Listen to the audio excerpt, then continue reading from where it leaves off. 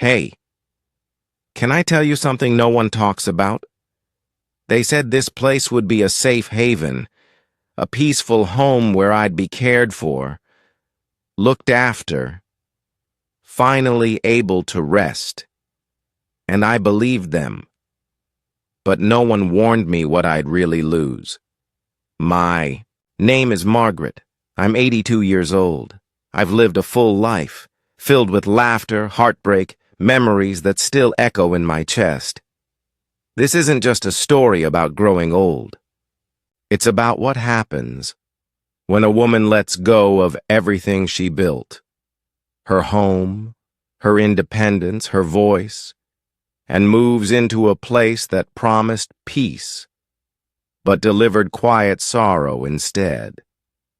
When I first arrived, everything looked clean and calm.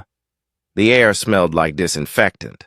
The walls were beige, not like the warm cream of my old living room. Smiling staff, tidy beds, polished floors.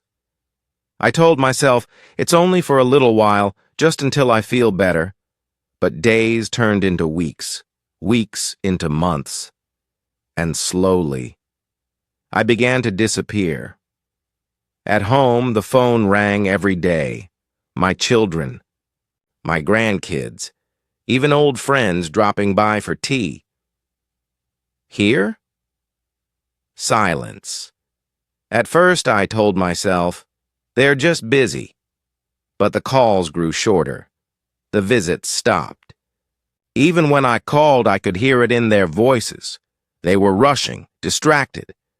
And my friends, well, many of them are gone now. So I sit by the window, watching birds come and go, watching the seasons change, while everything inside me feels frozen. I wasn't always this quiet. I was a teacher for 40 years, a mother, a woman who laughed loudly and loved deeply. Now, I'm room 107, a name on a chart, a number on a door.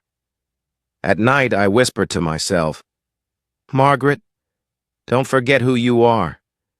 But the voice feels faint. That's the first truth no one tells you. In a place like this, you don't just lose your home.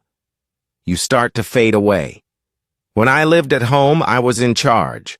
I chose what to wear, what to eat, when to laugh, cry, or sing. On Sundays, I wore my favorite lavender dress and had my tea just right, strong with a splash of milk, no sugar. But here, everything is decided for me. Breakfast at 7, whether I'm awake or not. Bath time on a schedule. Clothes picked out for convenience. Never the ones I love. I remember staring at a dull blue cardigan they laid out for me. It wasn't me. I used to wear bright colors, dresses that made me feel alive. They say they're helping, but helping shouldn't feel like control. When your choices shrink, your world shrinks too. And with every small decision taken from me, I feel another piece of myself disappear.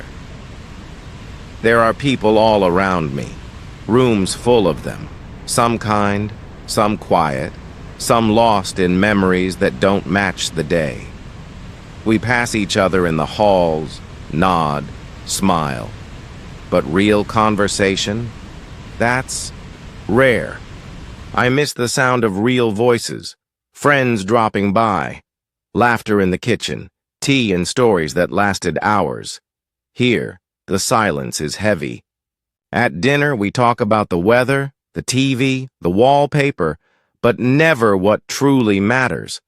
No one asks about my dreams, or what still scares me, or who I used to be.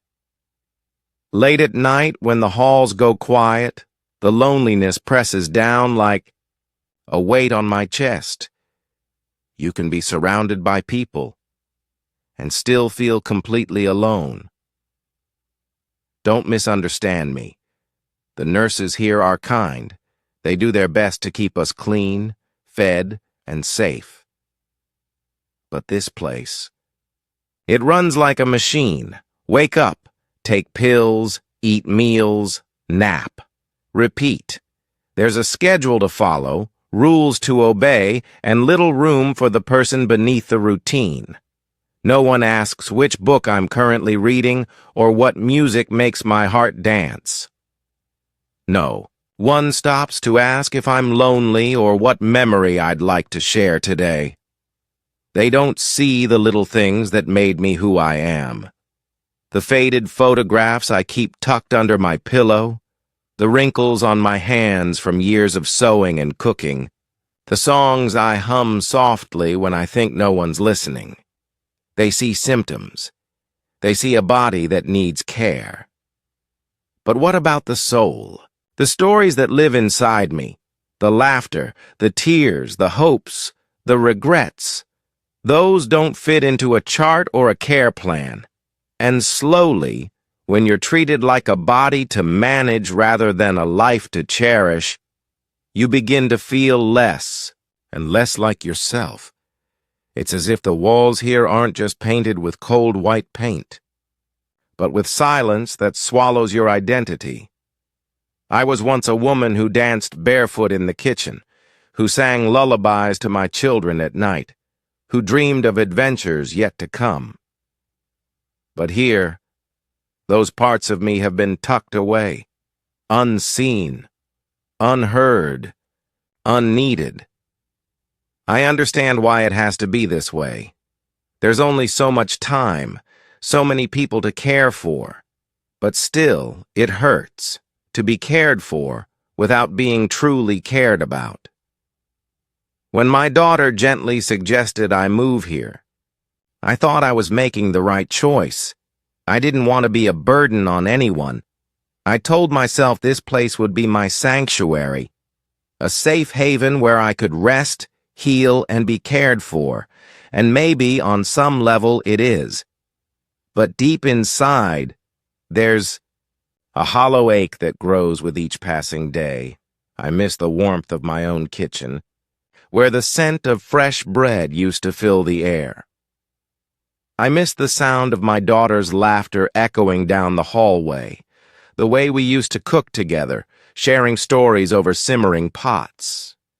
Here, the dining room feels cold and sterile. The soup is lukewarm under the harsh fluorescent lights. I sit at a table surrounded by strangers, people with stories of their own, but none that I truly know.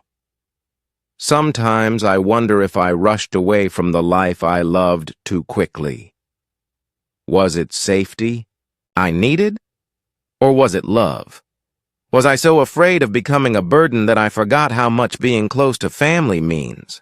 I think often about the days before I moved, when I still had control, when I could decide when to wake and when to sleep, when to laugh and when to cry. Now those choices are made for me, and with each lost choice, a little piece of me slips away. I don't blame my family. They only wanted what was best, but I wish I had held on a little longer to my own life, my own home, before surrendering it all, because safety without love feels empty, and sometimes the heart needs more than protection. It needs to be held. This is what hurts the most, not the silence, not even the loneliness, but knowing that everything I've lived is slowly slipping away. I've lived a full life. I've held babies, wiped tears, loved deeply, and lost even deeper. I've danced in the kitchen barefoot, written poems I never showed anyone, laughed so hard my stomach ached, and cried harder than I thought possible. But here, none of it seems to matter. No one asks about the woman I used to be. They see my age, my walker, my chart. They ask if I've eaten, if I've taken my pills. But no one asks, what made your heart race when you were young? What was the happiest day of your life? What's something you've never told anyone? So I stay quiet, And my stories, the ones that made me me, begin to fade, not because I've forgotten them, but because there's no one left who wants to hear them. And what is a story that's never told? Just a memory waiting to die. If you're thinking about a care home for yourself or someone you love, please remember this: safety matters. But so does the soul. People need care, yes, but they also need to feel seen, heard, loved. A real home isn't just safe, it's warm, familiar, full of your story. It's where your past still has a place. Don't give all that up too soon, because once your voice falls silent, your story starts to disappear. I don't need your pity, just your ears. One last time. Before the woman I was fades away forever.